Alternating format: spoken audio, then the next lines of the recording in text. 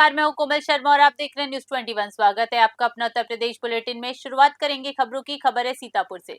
सीतापुर की नवागत मुख्य विकास अधिकारी डॉक्टर दीक्षा जोशी ने कार्यभार संभालते ही एक्शन मोड में नजर आई। शुक्रवार को उन्होंने विकास भवन का औचक निरीक्षण कर विभिन्न विभागों की कार्य प्रणाली को परखा, जिससे पूरे कार्यालय में हड़कंप मच गया। निरीक्षण के दौरान सीडीओ ने समाज कल्याण, मनरेगा सेल और कृषि विभाग सहित कई शाखाओं का दौरा किया। उन्होंने उपस्थित पंजीका और लंबित फाइलों की जांच की। दफ्तरों में फैली गंदगी और सुस्त कार्यशैली देख डॉक्टर जोशी ने कड़ी नाराजगी जताई। उन्होंने स्पष्ट किया कि जन सुनवाई और सरकारी योजनाओं में पारदर्शिता उनकी प्राथमिकता है और किसी भी स्तर पर ढिलाई बर्दाश्त नहीं की जाएगी। मौके पर डीडी और डीपीआरओ सहित कई अधिकारी मौजूद रहे। सीतापुर से विशेष अवस्थी की रिपोर्ट।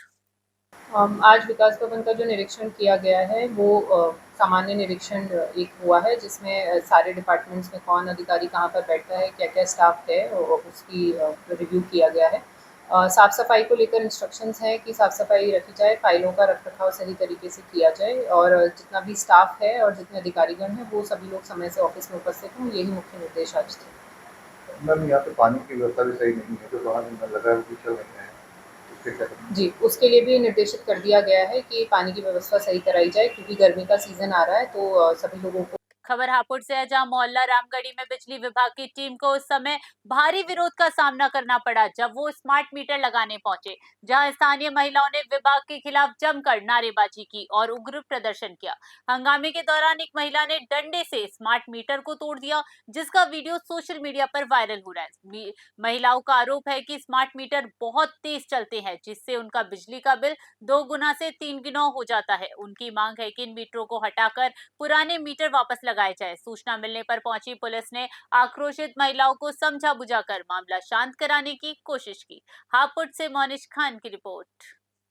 ये बिजली का मामला है। स्मार्ट मीटर जो लगे हुए हैं इनसे ज़्यादा परेशानी है। जो पहले मीटर लग रही है उन मीटरों से क्या परेशानी थी, हमें कोई परेशानी नहीं है। उनसे बिजली का बिल आवे या बिल जमा करे है, और इसमें चाहे 1000 गेल लो, 2000 गेल लो, 5000 गेल लो, और गैल कट जाए यूँ पता नहीं लगता कि कहाँ कट गया कहाँ नहीं कटे, और गैल बिजली खत्म हो जाए इनमें। और बिजली खत्म होकर रात को दिन को बच्चे हो रहे हैं बीमार। बताओ बच्चे इनको कहाँ से जलावे। फिर सरकार हमारे यहाँ ये चीज़ की सुविधा नहीं दे रही, तो और क्या चीज़ की सुविधा देगी। यहाँ का मीटर में पूरा बिल जमा कर रहे हैं, फिर भी लाइन काट देते हैं। 1000 रुपये एक्स्ट्रा डाले हैं तब लाइट छोड़ी है। जंगल में घर है, नहीं पानी, वही नहीं टंकी, नहीं नल। यहाँ रामगढ़ी में आते हैं जब पानी ले जाते हैं, और बच्चे इनको लिए यहाँ पड़े हैं हम गर्मी की वजह से। बच्चे बीमार नहीं होंगे, हम जंगल में घर है हमारा। अच्छा, आप पे मीटर लगा हुआ? हमारा भी लगा हुआ, जंगल में लगा गए, हमने मना करी, जबरदस्ती से लगा गए। खबर बहराइच के मोतीपुर इलाके से, जहां उस वक्त हड़कंप मच गया जब खेत में काम कर रहे एक ग्रामीण पर तेंदुए ने हमला कर दिया। इस हमले में ग्रामीण गंभीर रूप से घायल हो गया, जबकि तेंदुआ पास के ही एक पेड़ पर चढ़कर बैठ गया। मटिहा गांव के रहने वाले ननकन पर तेंदुए ने अचानक हमला बोल दिया। ग्रामीणों के शोर मचाने पर तेंदुआ उसे छोड़कर पेड़ पर चढ़ गया और घंटों तक वहीं डटा रहा। घायल को तुरंत अस्पताल पहुंचाया गया। सूचना पर पहुंची वन विभाग और पुलिस की टीम तेंदुए को सुरक्षित रेस्क्यू करने की कोशिश में जुट चुकी है। प्रशासन ने ग्रामीणों को जंगल की तरफ न जाने और सतर्क रहने की हिदायत दी। बहराइच से रिपोर्टर राहुल वर्मा की रिपोर्ट। इनका ननकन नाम है। ननकन उम्र कितनी है? उम्र लमसम 60 है। क्या हुआ था इनको? खेत सवेरे गया देखे, गन्ना लगा था, उसी में देखने गया, वहाँ से बाघ निकला और कर लिया। तो 2 आदमी जाते थे पेट्रोल लेने, कोई छोड़ो ही नहीं जब हंगामा हुआ।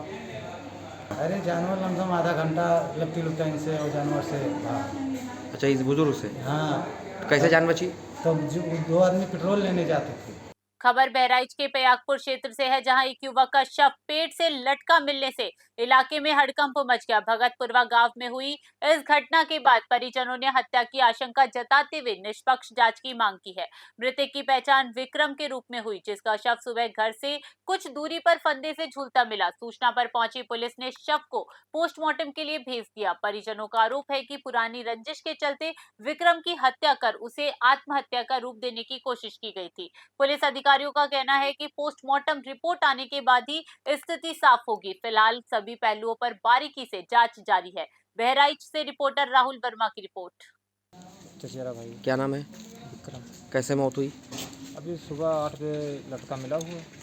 पेड़ पे खड़ा को थाने में, और जो कि इसकी इधर से दबा हुआ था, इधर पूरा खुला हुआ था। क्या लगता है आपको? इसलिए लग रहा है कि ये किसी दिन मार कर टांग दिया। रंजिश क्या रही? रंजिश है तो हमारे नॉलेज में नहीं थी इसकी। तब क्यों मारा गया होगा इसको? अब जितना हमारे पास नॉलेज था उतना हमने बताया। ये कौन सा गांव है जहां लटका मिला है? ये भगतपुरा गांव के पास में थाना? थाना वो फयापुर में था। रामपुर में मुख्यमंत्री योगी आदित्यनाथ के सख्त आदेशों के बावजूद अवैध खनन का कारोबार थमने का नाम नहीं ले रहा। शहर के रिहायशी इलाकों में रात 10 बजे के बाद ओवरलोड डंपरों का तांडव शुरू हो जाता है, जो राहगीरों के लिए काल बन रहा है। गांधी समाधि और एकता चौराहे जैसी मुख्य सड़कों पर मिट्टी और बालू से लदे डंपर बेलगाम रफ्तार से दौड़ रहे हैं। जिलाधिकारी अजय कुमार त्रिवेदी की सख्ती के कुछ दिन बाद ही खनन माफिया फिर सक्रिय हो जाते हैं। इन डंपरों की रफ्तार इतनी तेज होती है कि किसी भी वाहन के सामने आने पर हादसा होना तय है। स्थानीय लोगों का आरोप है कि चंद मुनाफे के चक्कर में खनन अधिकारों के दावों की पोल खुल रही है और माफिया बेखौफ होकर नियमों को ठेंगा दिखा रहे हैं। रामपुर से शाहबाज खान की रिपोर्ट। बहराइच के जलालपुर क्षेत्र में अवैध खनन के खिलाफ खनन विभाग ने बड़ी कार्रवाई की है। लगातार मिल रही शिकायतों के बाद खनन अधिकारी मनीष कुमार और केसरगंज पुलिस की टीम ने छापेमारी कर अवैध मिट्टी खनन को रंगे हाथों पकड़ा। कार्रवाई के दौरान टीम ने 2 ट्रैक्टर और एक खनन मशीन को जब्त कर सीज कर दिया। स्थानीय ग्रामीणों के अनुसार सोनारी चौराहा और हाजीपुर जैसे इलाके में लंबे समय से अवैध खनन जारी था, जिससे उपजाऊ कृषि भूमि को भारी नुकसान पहुंच रहा है। खनन विभाग की इस अचानक कार्रवाई से माफियाओं में हड़कंप मच गया। अधिकारियों ने चेतावनी दी है कि अवैध खनन किसी भी सूरत में बर्दाश्त नहीं होगा और आने वाले दिनों में ये अभियान और भी सख्त किया जाएगा। बहराइच से राहुल वर्मा की रिपोर्ट। रायबरेली में लोक निर्माण विभाग पीडब्ल्यूडी के इंजीनियरों की बड़ी लापरवाही और भ्रष्टाचार का मामला सामने आया। यहां तैनात ज्यादातर सहायक और अवर अभियंता बिना मुख्यालय पर रहे सरकारी भत्ते का लाभ उठा रहे हैं, जिससे विकास कार्यों की गुणवत्ता पर बुरा असर पड़ रहा है। नियमों के मुताबिक मुख्यालय पर रहना अनिवार्य है, लेकिन पीडब्ल्यूडी के ये अधिकारी बिना आवास लिए ही हर महीने एचआरए यानी हाउस रेंट अलाउंस का भुगतान ले रहे हैं। आरोप है कि ये अभियंता मुख्यालय से बाहर रहते हैं और सप्ताह में बमुश्किल 1 या 2 दिन ही दफ्तर आते हैं। इस पूरे खेल के लिए अधिशासी अभियंता की भूमिका पर भी सवाल उठ रहे हैं, क्योंकि उनकी नाक के नीचे ये धांधली बेखौफ चल रही है। अब देखना ये होगा कि इस वित्तीय अनियमितता पर शासन स्तर से क्या कार्रवाई करता है। रायबरेली से रिपोर्टर पंकज यादव की रिपोर्ट। दोस्तों नमस्कार, मेरी मौजूदगी इस वक्त पीडब्ल्यूडी विभाग रायबरेली में है। आप तस्वीरों में आप देख सकते हैं, ये बोर्ड लगा हुआ है कार्यालय अधिशासी अभियंता प्रांतीय खंड लोक निर्माण विभाग रायबरेली। हम आपको बताते हैं कि यहाँ पर अभियंता और अवर अभियंता लगातार जो है वेतन ले रहे हैं, 5,000 रुपये प्रति महीना ले रहे हैं। लेकिन स्थिति ये है कि वो रायबरेली जनपद से बाहर रहते हैं, यहाँ पे आवास नहीं लिए हैं, ना तो यहाँ आवास में रहते हैं। हफ्ते में 1 या 2 दिन यहाँ पर आते हैं और 1-2 दिन आते हैं और 1-2 दिन में आने से क्षेत्रों में जाते हैं। लेकिन सत्यता ये है कि पूरी तरह से कार्य प्रभावित होता है, कार्यों में दिक्कत होती है। उत्तर प्रदेश के मुख्यमंत्री श्री योगी आदित्यनाथ जी का सख्त एक आदेश था कि जो भी अधिकारी कर्मचारी हैं वो अपने ऑफिस में ही वहीं पर भी क्योंकि आवास बनाए गए थे वहीं पर रहेंगे और रहते हुए गुणवत्तापूर्वक कार्य करेंगे। लेकिन पीडब्ल्यूडी विभाग का जो मामला निकल कर सामने आया है कि जो अभियंता हैं, अवर अभियंता है, ये लोग हफ्ते में 1 या 2 दिन इस ऑफिस के चक्कर लगाते हैं, ऑफिस में आते हैं और ऑफिस में आने के बाद जो अपने कार्य क्षेत्र में निकल जाते हैं, जिससे कार्य पूरी तरह प्रभावित, क्योंकि हफ्ते में 7 दिन होते हैं और 1 दिन की छुट्टी मान लीजिए तो 6 दिन जरूर होते हैं। लेकिन 6 दिन में अगर अधिकारी 1 दिन आएगा या 2 दिन आएगा तो निश्चित तौर पे कार्य पे जो है दिक्कतें होंगी। लेकिन ये आलम है इस पीडब्ल्यूडी विभाग का।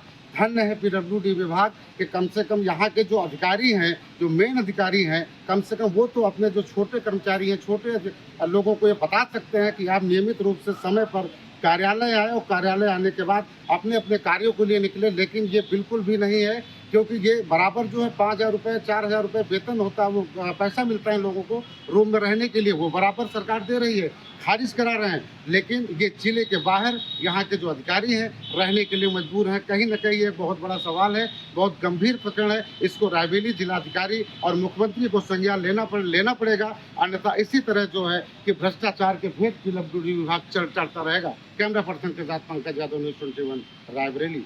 अपना उत्तर प्रदेश बुलेटिन में फिलहाल के लिए इतना ही। देश दुनिया की बड़ी खबरों के लिए बने रहिए न्यूज़ 21 पे। नमस्कार।